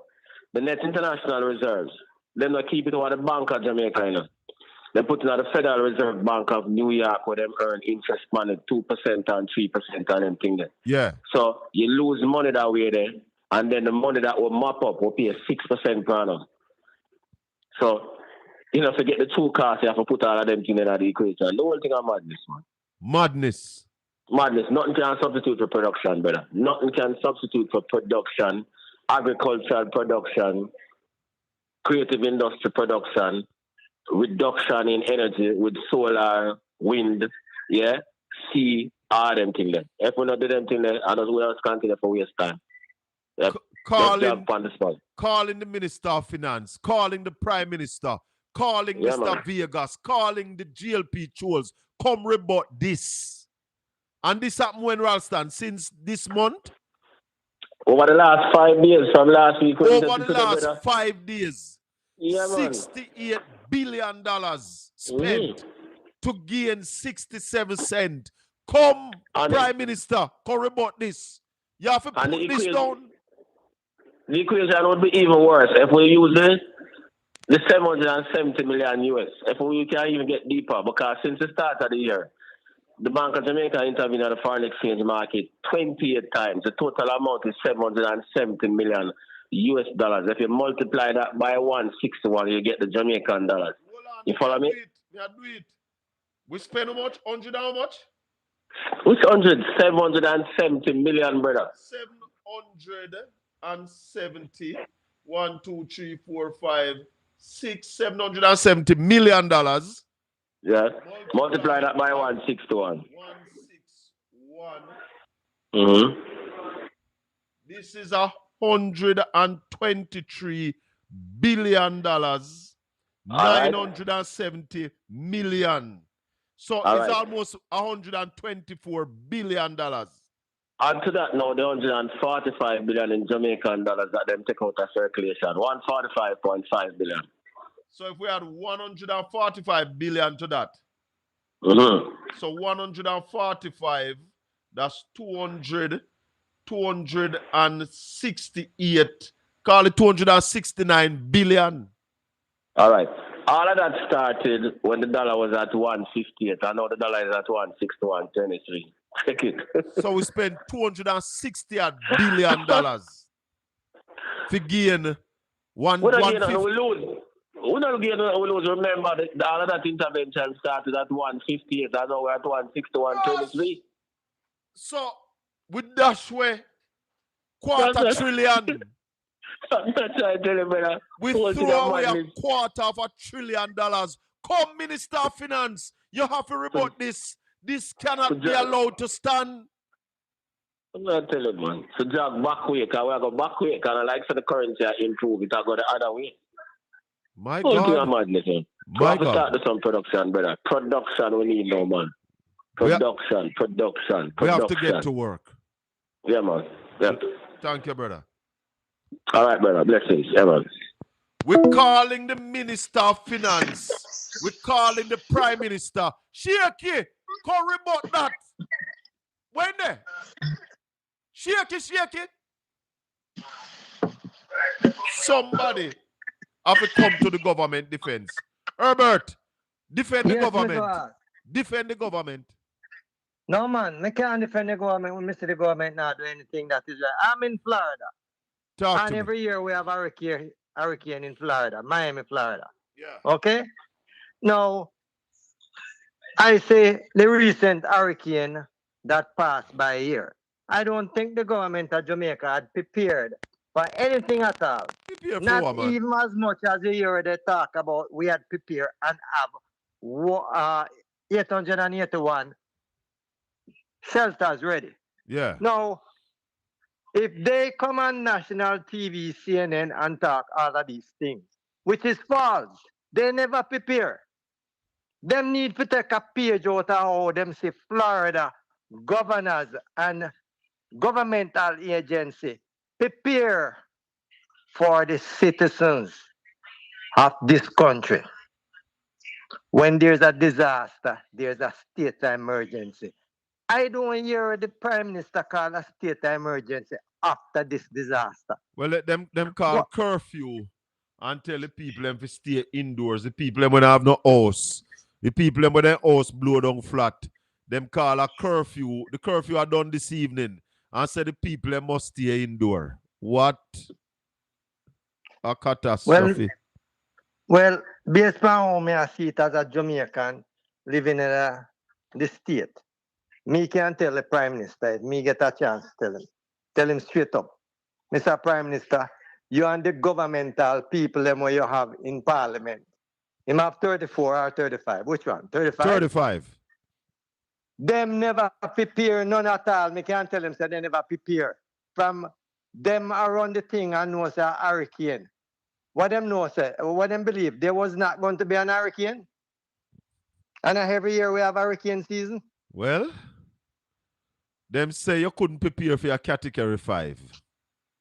No, man, Mr. Florida prepare. Although we might get damage. But look here, the Prime Minister made the best example in the Parliament.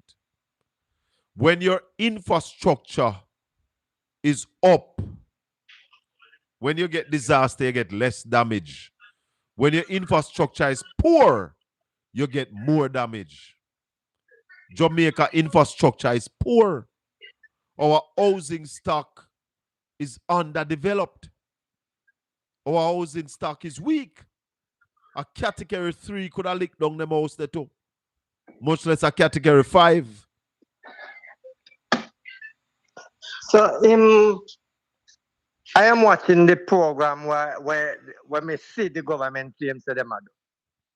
And up to now, I don't even see more U.S. Army, military, helicopter in Jamaica more than what JDF me see. Even when you go up on the ground, you'd expect to see a swarm of the army out there. Soldiers enough. I don't see that enough down the west, you know. I do see one and two, but not to the extent that I'm expecting to see the battalion them down there. Mr. Bill, that is what me are looking into all of the pictures them when me are look on here. Unless all of these pictures them me are say are fake. But me believe say we have a defense force that when we have a disaster like this now, they should have been really out there. In full force. Some of them, in a them front end loader with low boy and go down from the west, you know, like we are going to war. You understand? That's how it should have looked. And figure really help clear road, use some of them big front end loader, because JDF are bulldozer, you know. Yes. You understand? Well, we don't know much none of the truck move out with none of the truck move out with no bulldozer, no front end loader, or no backhoe and all of them things there. Nothing in a green, me no see. Some conspiracy theorists are saying that the government leave up everything because they want more people to suffer before they go in. Me don't know. My boss, me think they need to take a page out and say some state, because we have snow every year in New York, although none of that Florida. But you watch and see when you hear a snowstorm come, or the government, the mayor, everybody prepare for keep the goddamn snow clear that you can get airplane. It might have a disaster that no plane can fly in and out. But the moment the weather give them a chance, They're them gone. react with equipment. Yeah, man. Government must perform, brother. Yes, I mean, no Government see must none of that, none perform. at all. Me no see no performance after this disaster with the government. As you say, this is our prime minister. Me go with you Yes. with that because one government at a time. Yes. But me no see them a do nothing. Me would have consider as zero movements them are going with chief. I hear Dana Morris Dixon say the government move fast. Lie! The government is on slow. Deads. Listen me. I don't know if you ever go up on a ship and up on the bridge when the marine pilot is on the ship, them have a command that said dead slow ahead. Yes, man. Yeah? Me know exactly what you're talking about because me take and dead slow ahead is just before him say full astern. That means you're backing up the engine and stop. Is dead slow ahead, this Prime Minister, Depan, brother. Thanks for the call. Yes, you take care. Stay One love. safe. I'm going to watch you down in Westmoreland with you. Bless But up. I appreciate all the way you do here, my boss. Because Thank you, I party. take time and I watch you all go on. This is the Colin Bell Show. We are live on Portland Spice TV. We hold no punches. We speak the truth and nothing but the truth. So help me God. Mystical. We spend $68 billion to earn 67 cents. Jesus Christ, me not call your name in vain. What the hell can go so? Listen to me, man. Listen to me, man. This is not a laughable Macarena, but I have to have a big laugh. You get what I'm saying? The profit. Listen to this, Colin. No, hold on. It's the first time. It's the first time me I say Ralston must be wrong. This can't be right. It must wrong. The returns, the profit from $68 billion is 67 cents. God Almighty. What a good what an excellent Fuga investor. No, Ralston must wrong. Ralston, you must wrong. This can't right. It can't wrong. Then hold on, Mystical. You know, you're the man go further. Because every 1 cent. Hold on, you know, you're the man every go further. 1 cent dropping at the dollar. Yeah. In fact, it's less every than a 1 cent. cent dropping at the dollar. It's less than a cent, you know. Because $68 billion and 67 cents. Definitely. It need what? We need to earn 1 more cent. To earn a cent per billion. We just give them margin. God Almighty. Because every cent the Jamaican dollar lost, you know, is $10 billion. It's working. Yes. Anytime the dollar drop. $10 billion. It costs, you know. Mystical. You get what I'm saying to you? This one you liquid the ball this evening. But Colin, it gets worse. So we have lost $3 trillion out of our economy, right? Yeah. $3 trillion, right?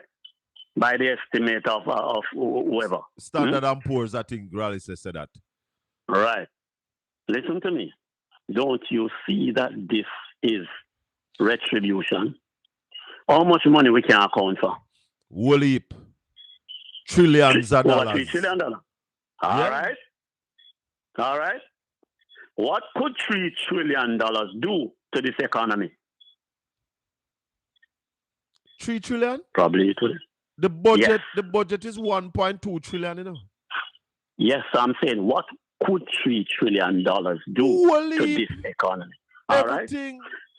So you think if we could have accounted for $3 trillion, we would have lost $3 trillion? Unless we would have wasted it. But if it was properly spent, then it would have withstood the onslaught that would have cost us $3 trillion. Just my saying. Yeah. But do you know that I have always been saying one more point? The military and the force the police force since 2016 have taken on a different doctrine in defense and security, you know. Yeah. Because defense is mingled with a force that is well prepared to deal with disasters efficiently, you know. So this speaks that why we are not getting the returns that we should be getting from the military is that the doctrine would have changed. The military, and it would be more. The military watered down. Somebody said it in the chat room a while ago, and I agree totally. That's what I'm saying. That's what I'm saying.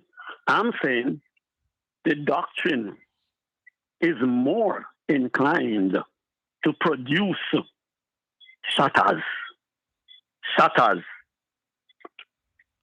enforcers, yeah, and not a strong defense capacity to respond accurately to matters like these.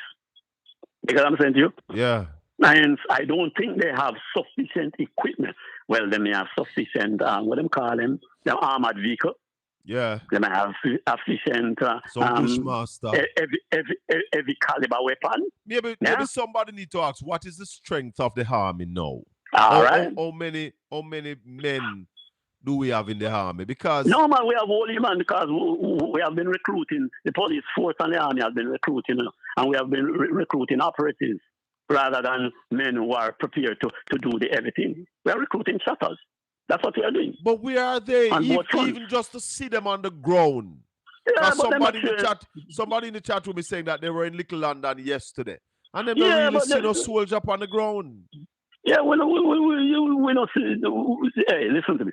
So the men that are there now, they're not really equipped physically, yeah, and psychologically equipped. They're only equipped to take on the little man them on the street. That's why I see most of them out there run up and down with police to do that work. They are not there as an army that can respond effectively.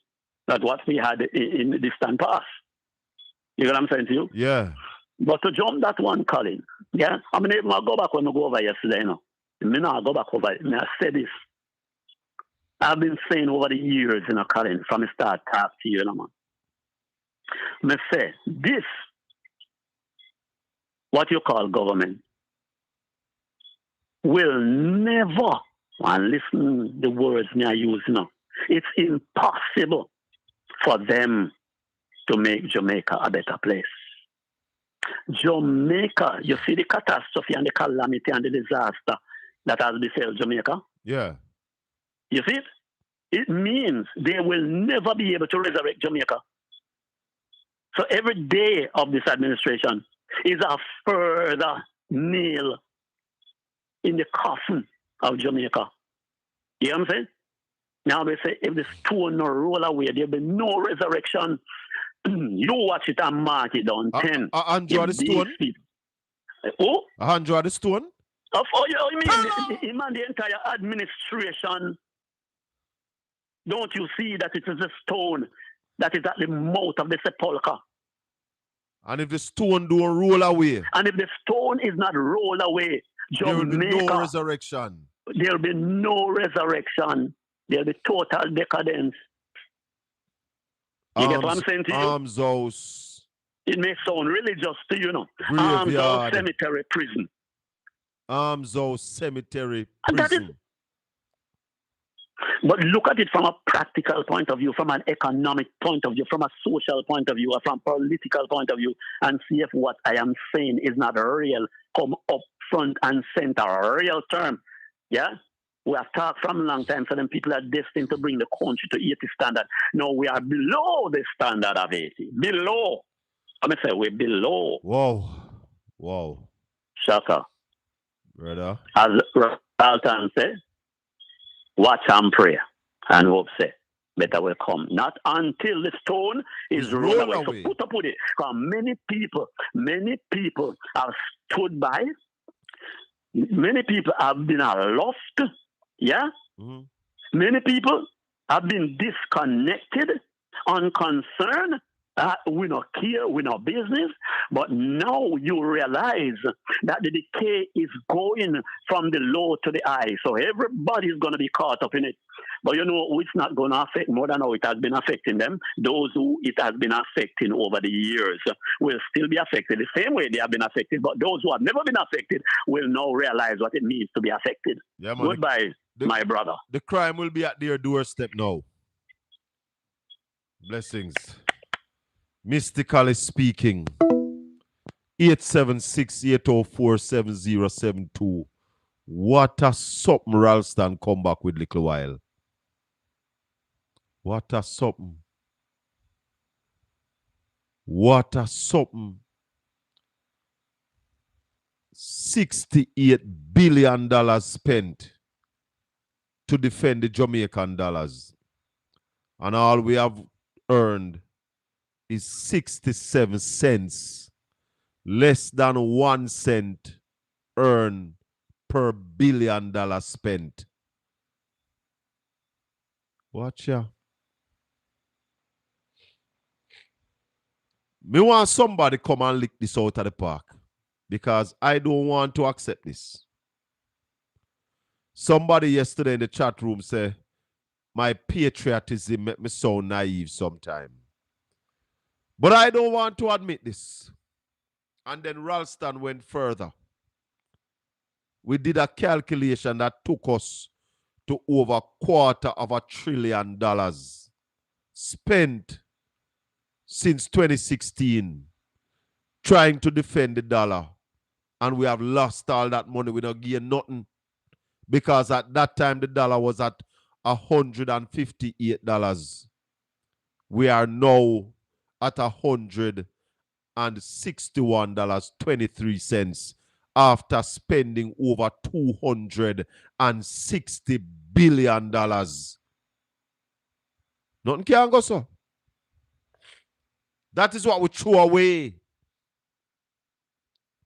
Trying to stabilize the Jamaican dollar. Mr. Prime Minister, Mr. Most Honorable, Dr. the Most Honorable Andrew Holness, I have heard you said that the Jamaican dollar has been stabilized since you came in power. Mr. Prime Minister, at what cost to the country have you been able to stabilize the dollar? Mr. Obi been calling me. Let me call him. What cost did the Jamaican people have to pay for that quote-unquote stabilization of the Jamaican dollar? Wagwan youth. Me that touch you. Hold on, let me get you on, because I have something to tell you. Hold on. Hold on there.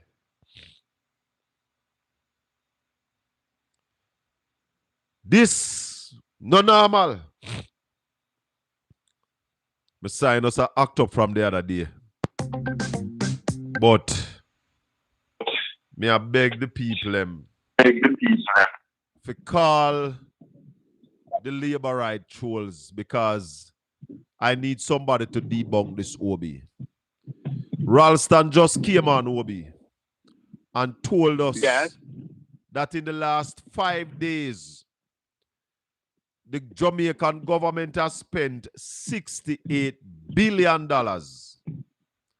And what have we gained from that $68 billion, Obi? I bet you never additional debt. Additional debt. No, 67 cents. 67 cents. Yes.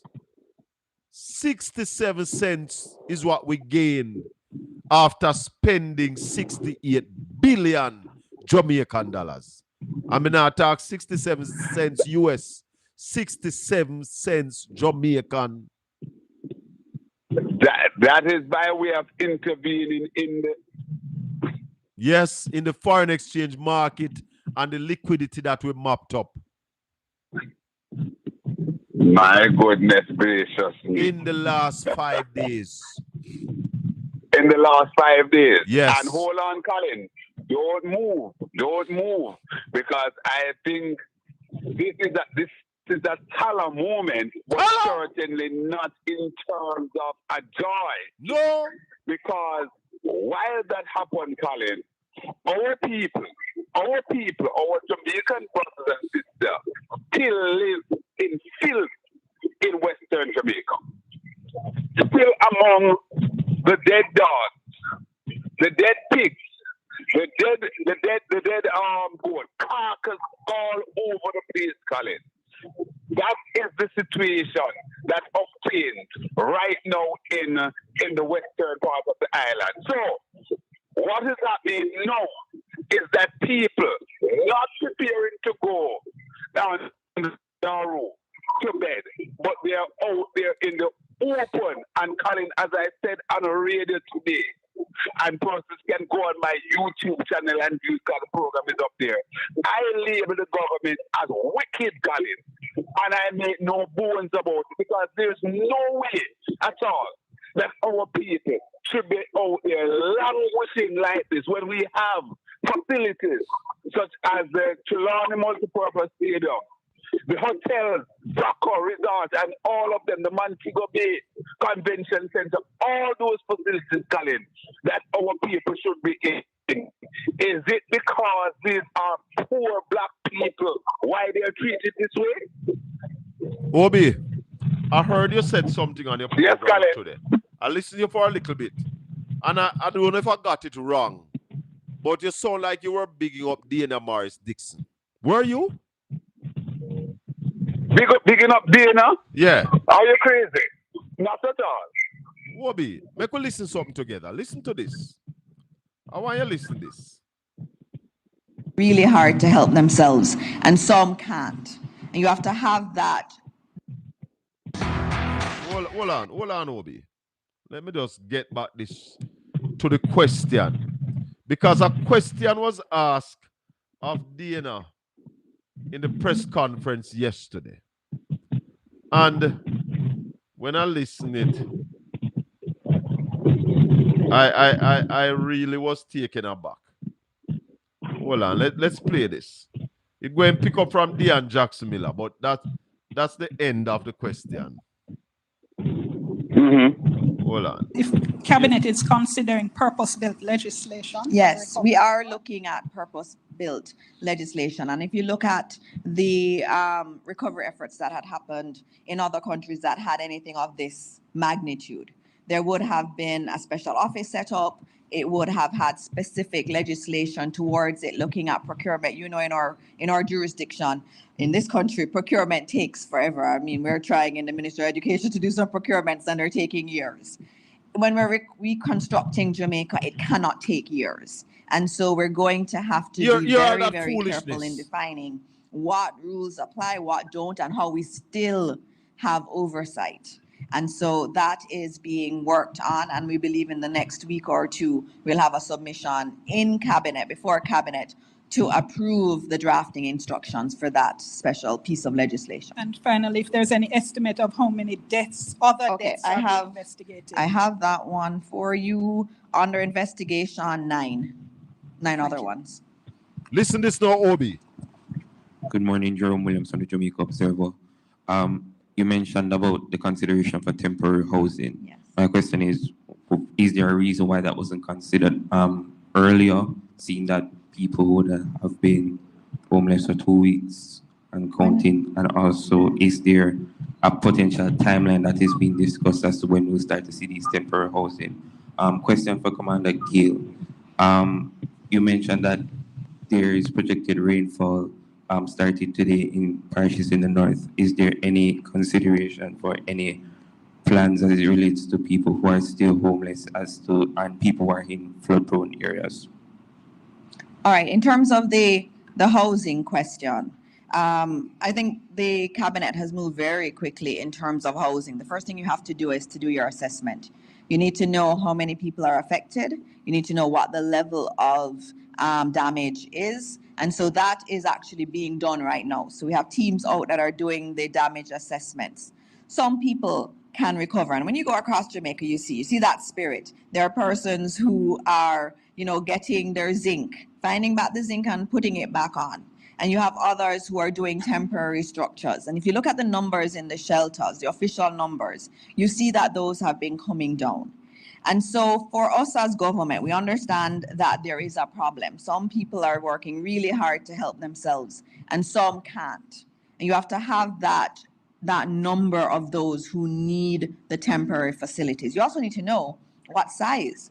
Is it mainly single people? Is it big families? Some homes that have been destroyed may have had 3 or 4 families living on that one piece of property. So you have to do the assessments. And so what we've done now is to start to get quotations on a range of different kind of solutions for, maybe an elderly person who's living by herself versus a family that has several people in the home versus one that's more communal in living.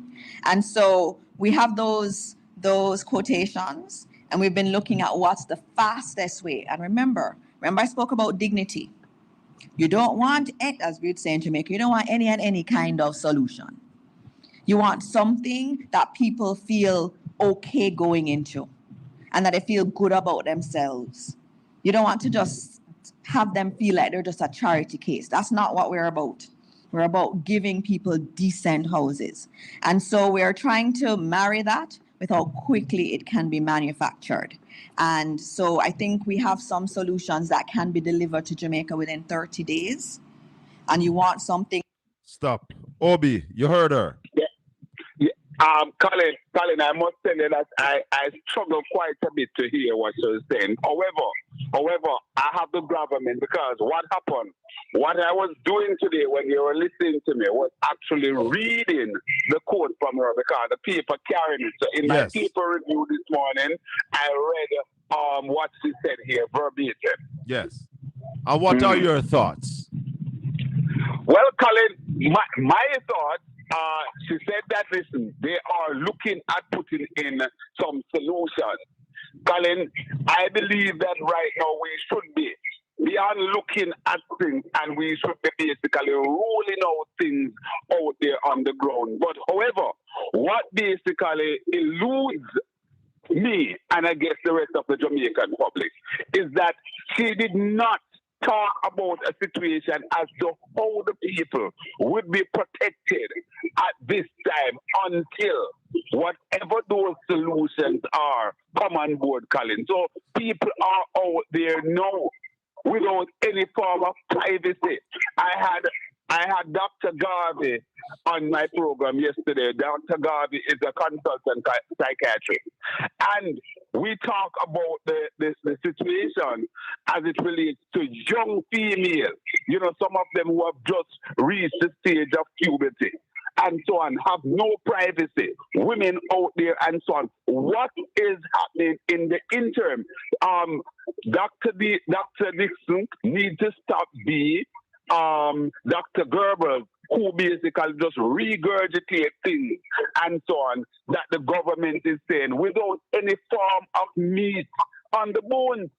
Because what we're getting from her is empty. And I said over and over that I am somewhat disappointed in her because I had expected much better from her when I heard to enter the political fray. I'm really getting just a lot of fluff. However, I can understand because she's regurgitated what come out of cabinet. Obi, I think she missed the question totally. The young man asked the question, and he also said in the question, people have been homeless for the last 2 weeks. And Dana is talking about a solution in 30 days. They don't understand what is happening. That's the point I'm making, Colin, to say that, listen, she gone past all of us. We're talking about it here and now, Colin. Yes, right we're talking now, about today, yesterday, day before yesterday, right? Last week. This should have happened. Absolutely, Colin. And we understand that the housing solution will take a little time to basically put on the ground. However, we are saying, Colin, and we have been saying this over and over, ad infinitum, that listen, the truth is that we have facilities that our people, our brothers and sisters can be housed. And I'm saying, Colin, that the Prime Minister who said to us that he was born in Cumberland Road in a 1-bedroom and 2-bedroom when it's board house. It keep board. Yes, it if keep that down at Westmoreland, it would have blown down in this hurricane. Right? And I'm saying that the Prime Minister is sitting, and I'm not begrudging the PM, sitting in his mansion tonight, and it does pain him to know that young children, mothers, old people are out there, not even on cold concrete, but out to the elements of anything, Colin. And remember now, the report this evening as to the weather condition down there in Western Jamaica. We saw what's happening on over over flood out again. It is a darn disgrace, Colin, and this basically the humanitarian people across the world need to basically talk to this Prime Minister and talk to the government of Jamaica. It is unconscionable. It is wrong. And I'm expecting, Colin, the church, people like Dr. Delford Davis and all of them to come out and let their voices heard on this. Brother, big up yourself. Colin, I'm livid.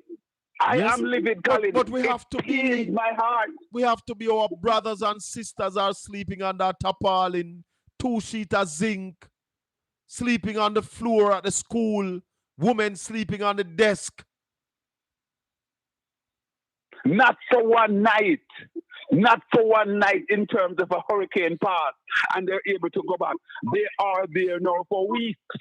For weeks. Mighty God of Daniel. Can you imagine the situation in terms of people wanting to relieve themselves? Open defecation, Dr. Dawes called it yesterday in the parliament. Open defecation. And Dana Morris Dixon is talking about 30 days time. They don't understand. While we can understand some solution come on board 31 days end. However, what about the here and now? I'm looking forward to the Unjust Miller program tonight because I don't know what she'll be discussing, but I'm sure that she couldn't be discussing nothing else apart from this aftermath of Hurricane Melissa, the Cat 5 hurricane, and how the government is treating with it. And there must be some germane discussion about what is happening in terms of how our people, Colin, across so many parishes are living at this time. It is a darn shame. We can do better. And you know what? We can do better. You know what is wicked? Hold on, Colin, 1 second. Had we had some tourists from abroad, and they are basically stranded here in Jamaica, the government of Jamaica would find proper and comfortable place to put them. They would have nyam properly, they would have sleep properly, and they would have bathed. You hear me say? Brother, I will say no more this evening. I will say no more. You have people purloining themselves on social media, calling me out that I'm saying that government, the people don't want to donate to government and thing and telling all sorts of lies on me. But Obi, what really hurts are those invalid and crowbaits who are on social media defending the actions of this government. You are a wicked set of people. I said that the government should do all they can for the people. Build back every house if you can build it back. And some people say me dunce.